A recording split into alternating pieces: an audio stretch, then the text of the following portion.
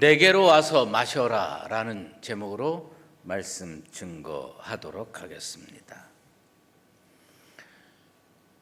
우리 교회 제1호 해외 지교회가 지금 세워지고 있습니다. 캄보디아라고 하는 나라의 돈덤 수유제일교회를 짓고 있습니다. 우기임에도 불구하고 건축이 많이 진행이 되었습니다. 그 캄보디아라고 하는 나라, 여러분들께서 잘 아시겠지만 인도 차이나 반도에 있습니다.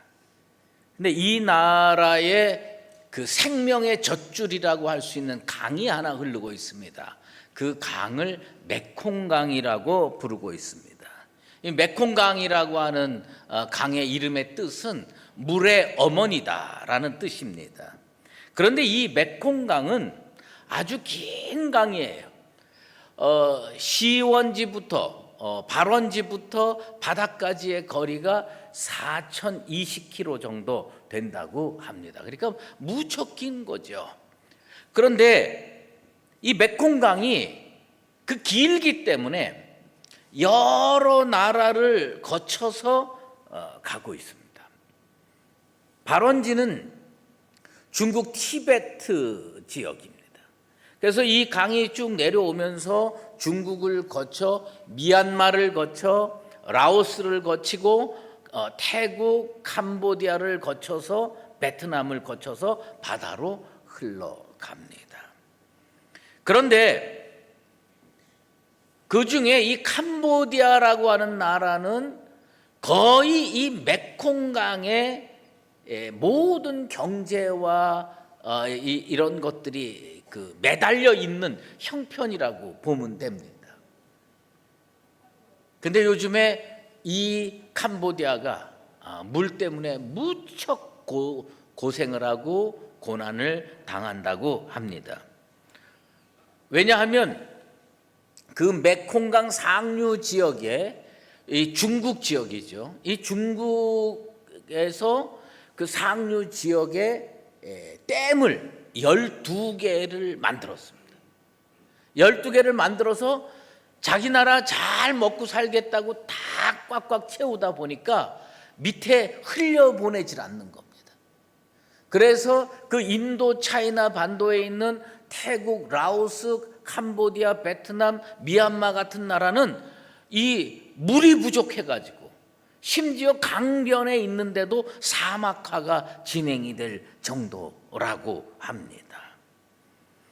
사실은 이 댐이 없을 때 이 메콩강에서 그 민물고기 잡아 먹고 사는 사람이 몇 명쯤이었을 거라고 생각합니까? 4천만 명이 넘었답니다. 그 4천만 명 대부분이 지금 길거리에 나와 있답니다. 그리고 이 메콩강의 그 풍부한 수자원으로 그 인도 차이나 반도의 대부분의 나라들은 산모작을 하면서 곡식이 넉넉했었던 나라라고 합니다. 그런데 지금은 이모작도 어려울 정도로 물이 부족하다고 합니다. 물론 나라마다 다 사정이 있겠죠.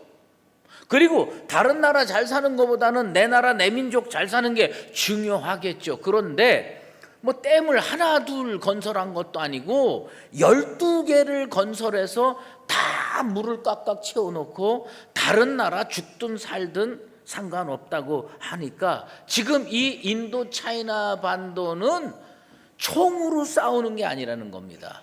물로 전쟁 벌이고 있다는 겁니다. 그리고 이 인도 차이나 반도의 5개 국가는 울며 겨자 먹기로 중국과 경제 협력을 하고 있다고 하는 겁니다. 중국과 경제 협력을 하면서 중국이 조금 협력하면 물 조금 흘려보내고 협력 안 하면 딱 닫아 걸고 이렇게 하고 있다는 겁니다. 다 사실은 아니겠지만 그래도 지금까지 나와 있는 여러 정보를 조합해서 생각을 해보면서 인간은요 물이 없으면 살 수 없는 존재입니다. 우리 이 피 80%가 물입니다. 이 물 없으면 목마르고 목마른 다음에 하면은 그 다음에 죽게 되는 겁니다.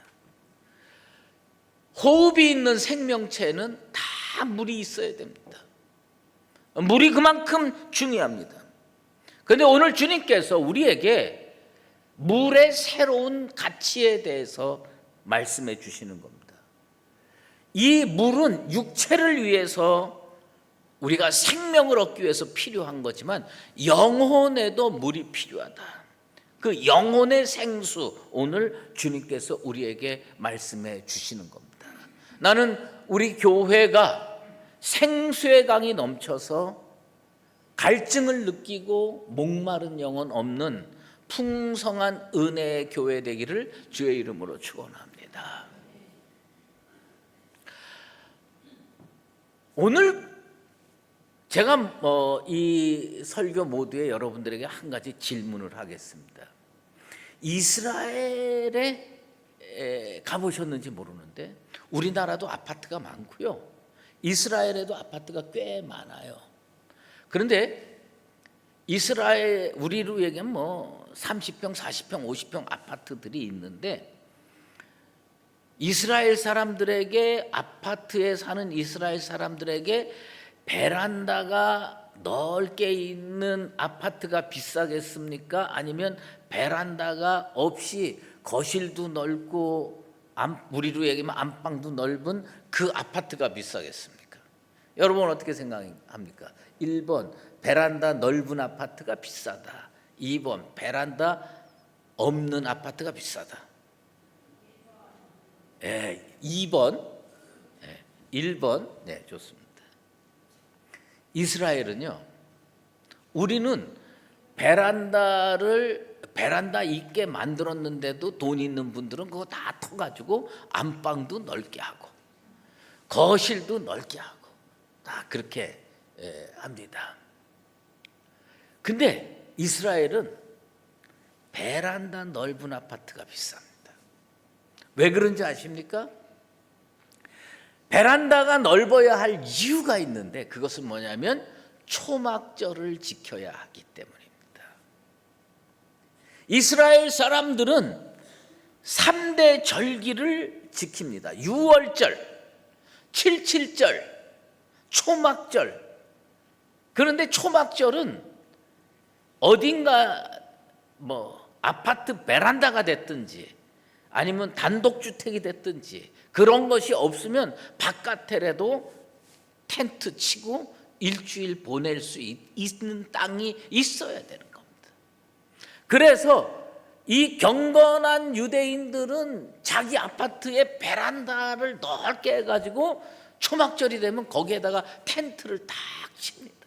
그리고 안방 바로 옆에 있어도 어디 가서 자느냐? 그 아파트 베란다에 있는 초막에 가서 자고 먹고 삽니다. 왜? 하나님께 영광 올려드리기 위해서 그럽니다. 그런데 우리가 성경에 보면 이 초막절을 수장절이라고도 부릅니다. 어떤 경우에 초막절이라고 부르고 어떤 경우에 수장절이라고 부르느냐? 수장절은 추수를 강조할 때 수장절이라고 부릅니다. 초막절은 광야에서 출애굽해가지고 물이 모자랐을 때 그때 텐트 치고 살았던 삶을 강조할 땐 초막절이라고 부릅니다. 이 초막절은 언제 있느냐? 우리나라 절기로 얘기를 하면 9월 말에서 10월 초순. 이제 그 사람들은 그때 추수한답니다. 그래가지고 추수한 것을 다 창고에다가 저장한 것을 수장절이라고 하고요. 그 다음에 출애굽해가지고요 텐트 치는 것은 초막절이라고 합니다.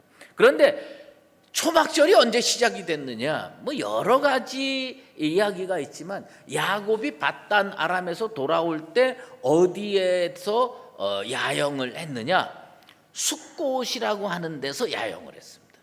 숫꽃이라고 하는 데서 가족들이 텐트 치고 지냈는데 그 숫꽃이라고 하는 장소에서 이 초막절의 히브리어인 수콧이 나왔습니다. 그래가지고 이 초막절을 지내는데 예루살렘 30km 반경 30km 이내에 사는 남자들은 다 예루살렘에서 초막절을 지내야 할 의무가 있습니다. 그 초막절을 지낼 때 이스라엘 백성들은 우리나라 사람들이 강강술래 하듯이 또 뭐 옛날 불교 믿는 사람들이 뭐 탑돌이 하듯이 뭐냐면 예루살렘 성전 제단을 빙빙 돕니다. 빙빙 돌고요. 그 다음에 7일 동안 새벽 일찍 제사장 한 명이 같이 일하는 일꾼들 데리고 어디를 가느냐면 황금 주전자를 들고 실로암 목가로 갑니다. 실로암 목가에 가서 그 황금 주전자에다가 물을 가득 채워가지고 들고 어디까지 가느냐? 예루살렘 성전의 제단 서편으로 가서 거기서 황금 주전자에서 물을 쫙 합니다. 그렇게 하면서 7일 동안 그렇게 하면서 물을 제단 서편에 부으면서 읽는 성경 구절이 있습니다. 그 성경 구절이 이사야 12장 3절입니다. 아마 여러분들이 한 번쯤 들어봤음직한 말씀이죠. 그러므로 너희가 기쁨으로 구원의 우물들에서 물을 기르리로다. 그렇게 해서 물 길어가지고 제단에다가 쏟아붓니다. 이 제단에다가 물을 쫙 쏟아부으면 어디선가 찬양 소리가 나는데 예루살렘 성전의 성가대원들이 이것을 찬양으로 해서 부르게 되는 겁니다. 왜 이런 예식을 합니까? 이스라엘 사람들은 왜 이런 예식을 하면서 초막절을 지냅니까? 그건 이유가 뭐냐면 이스라엘 백성이 출애굽을 했을 때 가장 힘들었던 문제가 뭐였냐면 물 문제였습니다. 광야를 지나가야 됩니다. 사막을 지나가야 됩니다. 여러분 사막에서 뭐가 제일 부족하겠어요? 물이 부족했습니다. 그래가지고 그 사람들이 출애굽해가지고 걸어가다가 가장 어려웠던 게 물이 부족해서 목말라 죽을 지경이었습니다. 그렇게 됐을 때 그들은 하나님을 원망했고 모세를 원망했습니다. 하나님께서 모세에게 명령했습니다. 내 지팡이를 들고 바위를 쳐라. 그래가지고 모세가 그 불평하는 목말라 죽겠다고 불평하는 이스라엘 백성들 앞에서 하나님의 명령을 듣고 지팡이로 바위를 내리쳤습니다. 그때 바위가 쫙 쪼개지면서 거기에서 생수의 샘물이 솟구쳐 올라왔습니다. 이것을 기념하는 것이 초막절입니다. 우리는 그것을 무리바 반석이 쪼개졌다, 마사의 사건이다. 성경에 어떤 데서는 무리바 반석 사건이라고 표현하고 어떤 데서는 마사의 다툼이라고 표현을 하고 있습니다. 아무튼 거기서 생수가 솟구쳐 나오는 것을 기념하기 위해서 실로암 목가에 가서 황금 주전자에다가 물을 채워가지고 제단 서편에다가 붓는 그 절기의 행위가 초막절 이야기입니다. 원래 예수님은 이번 초막절에는 예루살렘에 올라가지 않으려고 작정하셨습니다. 그래서 형제들과 제자들 너희들 올라가라고 다 했습니다. 그런데 아마 예수님이 도저히 참을 수 없었던 것 같아요. 이 복음을 증거할 마지막 기회다. 우리 주님께서 그렇게 생각하시고 명절 중간에 조용히 혼자 예루살렘 들어오셨습니다. 그리고 오늘 본문 이렇게 시작이 됩니다. 명절 끝날 곧 큰 날에 이 초막절은 8일 동안 이루어집니다. 8일 동안 이루어지는데 7일 동안은 그 아까 말씀드린 대로 제단 서편에다가 물 부으면서 이렇게 하는 그 예전이 7일 동안 이루어지고 8일 동안에는 기쁨의 축제를 벌이는 겁니다. 신앙생활 하다 보면요, 예전이 참 중요합니다. 예전은 뭐냐? 성찬식, 뭐 세례식, 부활절 기념 예배, 성탄절 기념예배, 추수감사절 이런 거를 우리는 다 묶어서 리터지라고 합니다. 예전이라고 합니다. 그런데 사람들은요, 예전을 하다 보면 자꾸 본질을 잊어먹어요. 진짜 뭐가 중요한지를 모르고 예전 그 자체가 중요한 줄 알아요. 7일 동안 제사장이 황금 주전자에다가 물을 떠가지고 실로암 못가에서 물을 떠가지고 제단 서편에 붓는, 야, 그것만 봐도 그냥 은혜가 되고, 그것만 봐도 참 감사하고, 이거 좋죠. 나쁜 게 아닙니다. 그런데 예수님은 왜 안 가겠다고 그러시다가 조용히 들어오셨다가 명절 끝날에 이스라엘 사람들에게 누구든지 목마르거든 내게로 와서 마셔라 말씀을 선포하셨는가? 예전 가지고 내 인생의 목마름이 해결되더냐? 주님은 그렇게 오늘 우리에게 질문하는 겁니다. 예배를 형식으로 드리고 예배를 예전으로 드리면서 오늘도 또 하루 예배를 드렸구나 하는 것 가지고는 우리 주님 안 된다는 겁니다. 예배에서 인생의 목마름이 해결되더냐? 주님이 질문하는 겁니다. 인간은요, 영원히 목마른 존재예요. 인간은요, 참 이것저것 목마른 게 많습니다. 러시아의 대문호 도스토옙스키가요, 한 번은 도박에 대해서 조사를 했습니다. 곰곰이 생각을 했습니다. 자기는 처음에 도박의 목적은 돈인 줄 알았어요. 그래서 돈을 많이 도박을 통해서 따면 도박을 안 할 거라고 생각을 했어요. 근데 돈이 많은데도 사람들은 도박을 한다는 거예요. 도스토옙스키가 깨달은 게 있어요. 돈 때문에 도박을 하는 게 아니로구나. 저 마음속에, 인간의 마음속에 해결되지 않은 어떤 목마름이 있구나. 그 목마름을 이 사람들은 도박으로 해결하려고 하는구나. 여러분, 우리 인생들은요, 물이 필요한 존재입니다. 육체의 물이 필요한 존재입니다. 그런데 이 육체의 물이 해결된다고 갈증이 완전히 해결되고 인생의 목마름이 완전히 해결되는 줄 아십니까? 아니에요. 인생의 목마름이 어디서 오느냐? 하나님과의 관계에 끊어질 때 오는 겁니다. 하나님과의 관계가 끊어지면 우리는 알게 모르게 이걸 해도 목마르고 저걸 해도 목마르게 되어 있다는 것. 왜 목마르냐? 은혜가 결핍이 되면 목마른 겁니다.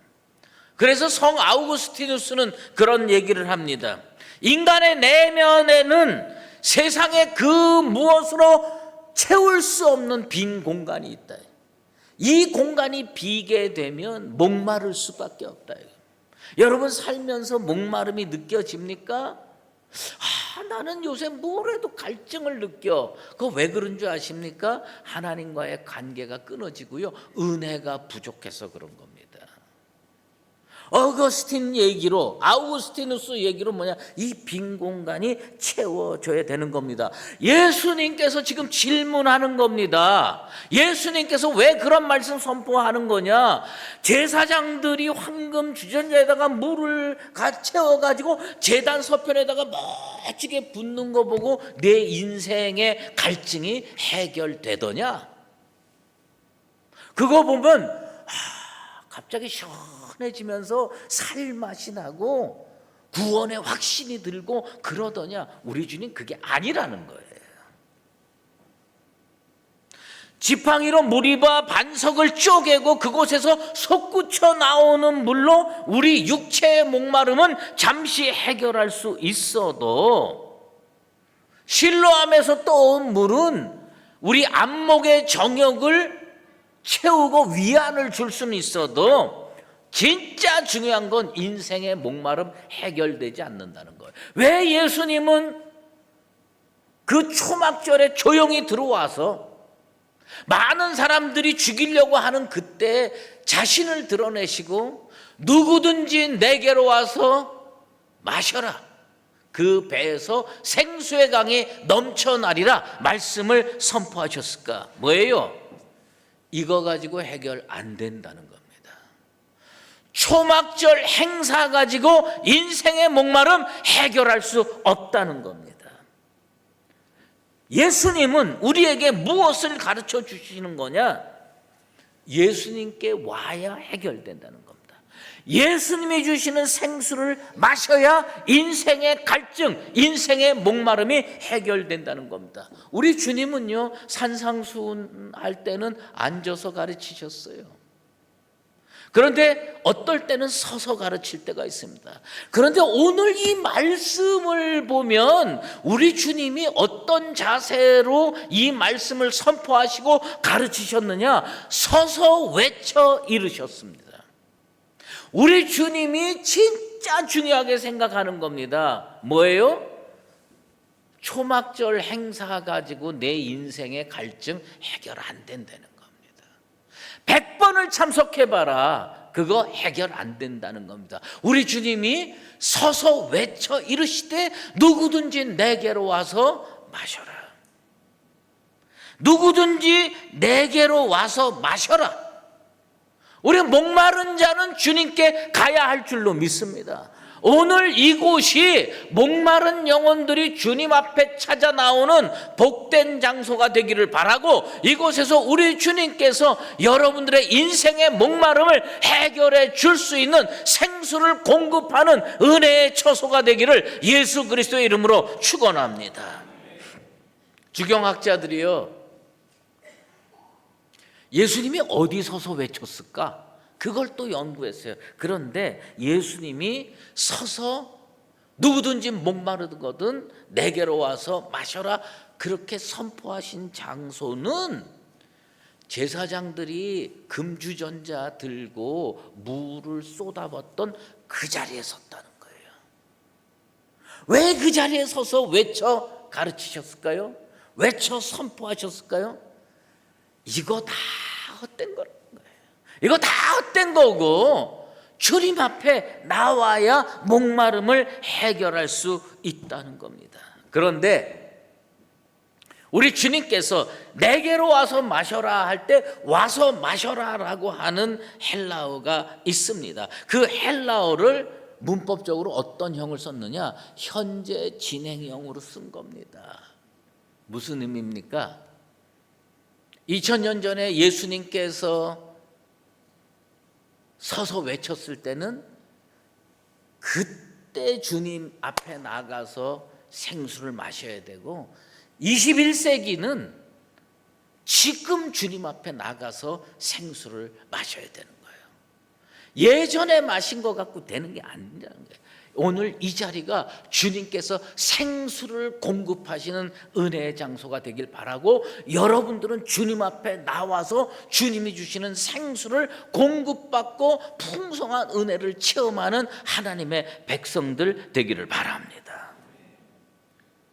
조상들은 그 물을 마셨어도, 무리바 반석에서 솟구쳐오는 물을 마셨어도 다시 목말랐지만 우리 주님이 주시는 물을 마신 자는 영원히 목마르지 않는다는 겁니다. 오늘 우리가 해야 될 것 한 가지 뭐예요? 주님 앞에 한 걸음 내딛는 겁니다. 주님, 목말라서 왔습니다. 주님, 나에게 생수를 허락해 주시옵소서 하고 여러분의 발을 주님 앞에 한 발 내딛으시게 되기를 바랍니다. 우리 주님이요, 하늘 보좌를 버리시고 여기까지 오셨어요. 그리고 우리 주님이 십자가 지시고 보혈의 피를 흘려주셨어요. 그리고 우리 주님께서 우리에게 뭐 이스라엘로 오라, 저 천국까지 오라 이렇게 하는 거에 하지 않았습니다. 한 발 내디디라고 한 거예요. 우리 주님 앞에 우리가 영적으로 깨어서 한 발 내딛는 은혜의 예배가 되기를 바랍니다. 한 발 내딛고 주님이 주시는 그 생수를 맛보는 것이 오늘 우리가 온전한 예배를 드리는 의미인 것입니다. 그러면 우리 주님께서 주시는 생수를 먹으면 어떻게 됩니까? 영생을 얻게 되고 우리 배에서 생수의 강이 넘치게 될 줄로 믿습니다. 예수님께서 이렇게 초막절의 말씀을 증거하셨는데 말씀을 들은 사람의 반응이 각각 다 달랐습니다. 예수님께서 그 복음을 선포하셨죠. 누구든지 내게 목마르거든 내게로 와서 마셔라. 그 배에서 생수의 강이 흘러 넘치리라. 그렇게 말씀하셨는데 그 말씀을 듣고 어떤 사람은 야, 저분 선지자구나. 선지자라고 생각해요. 어떤 사람은 야, 저분 진짜 그리스도구나. 이렇게 이야기하는 사람이죠. 그런데 또 어떤 사람은 그 말을 듣고 이렇게 얘기를 합니다. 갈릴리에서 어찌 그리스도가 날 수 있느냐. 저 사람 그리스도가 아니다. 또 어떤 성경 지식 많은 사람은 한 걸음 더 나가서 이렇게 평가합니다. 그리스도는 다윗의 씨, 다윗의 자손이어야 되고 베들레헴에서 태어나야 됐는데 저 사람 갈릴리 사람 아니냐. 그러면서 우리 주님의 말씀을 듣고도 한 걸음도 내딛지 않고 주님 앞에 생수를 허락받지 못하는 겁니다. 여러분, 당시 유대인들은 알량한 성경 지식 가지고 주님 말씀 듣고도 주님 앞에 한 걸음 못 내디뎠어요. 여러분의 지식, 여러분의 경험, 여러분이 알고 있는 모든 것을 주님 십자가 앞에 내려놓게 되길 바랍니다. 그리고 오늘 이 시간 우리가 해야 될 일은 뭐냐? 한 걸음 내딛어야 되는 거예요. 그런데 내딛지 못하는 사람들이요 많이 있었어요. 예수님 당시만 그런 게 아니에요. 고린도 교회에도 그런 성도들이 많았습니다. 그래가지고 사도 바울이 아마 뭐 그런 얘기를 했겠죠. 뭐 초막절 얘기도 하고 무리밥 안석 쪼개져 가지고 샘물 솟아오를 때 목마른 거 해결한 이야기도 하고 뭐 다 했겠죠. 그때 사도 바울이 고린도 교회 성도들에게 한 말씀이 있습니다. 그게 고린도전서 10장 4절 말씀인데 그 반석이 그리스도니라. 너희들이 생각할 때 무리밥 반석 것 대단한 것 같지. 그런데 진짜 반석이 누구냐? 예수 그리스도고, 예수 그리스도가 그 쪼개진 반석에 솟구쳐 오르는 생수로 우리들을 살릴 수 있는 거야. 그걸 뭐라고 설명했느냐? 그 반석이 그리스도니라 얘기하는 겁니다. 여러분, 예수님께서 왜 초막절에 굳이 제단 곁에 서가지고 누구든지 목마르거든 내게로 와서 마셔라. 그 배에서 생수의 강이 흘러 넘치리라. 그 말씀을 하셨을까? 이거보다 더 중요한 건 없다는 거예요. 여러분 성경 많이 읽으시죠? 창세기부터 요한계시록까지. 복음서를 통해서 뭐 로마서를 통해서 갈라디아서를 통해서 뭐 좋은 말씀들 많이 들으시죠. 그런데 하나님의 영감으로 이루어진 이 성경책에 우리 하나님께서 우리에게 말씀을 주시는데 창세기 1장부터 요한계시록 22장까지 다 말씀을 주실 거 아닙니까? 그런데 요한계시록 22장의 마지막 부분에 하나님은 어떤 말씀을 우리에게 영감으로 주셨을까요? 요한계시록 22장 17절에 이런 말씀이 나옵니다. 성령과 신부가 말씀하기를 오라 하시는도다. 듣는 자도 오라 할 것이요 목마른 자도 올 것이요 또 원하는 자는 값없이 생명수를 받으라. 성경책 맨 마지막에 요약, 모든 신앙, 모든 크리스찬의 행위를 요약해서 말씀을 증거했다고 할진데 그 말씀이 뭔지 아십니까? 오늘 주님께서 누구든지 목마르거든 내게로 와서 마셔라. 그 말씀이 요한계시록 22장 마지막 부분에 다시 한번 반복되어 있다는 겁니다. 뭐예요? 목마르거든 올 것이요 원하는 자는 값없이 생명수를 받으라.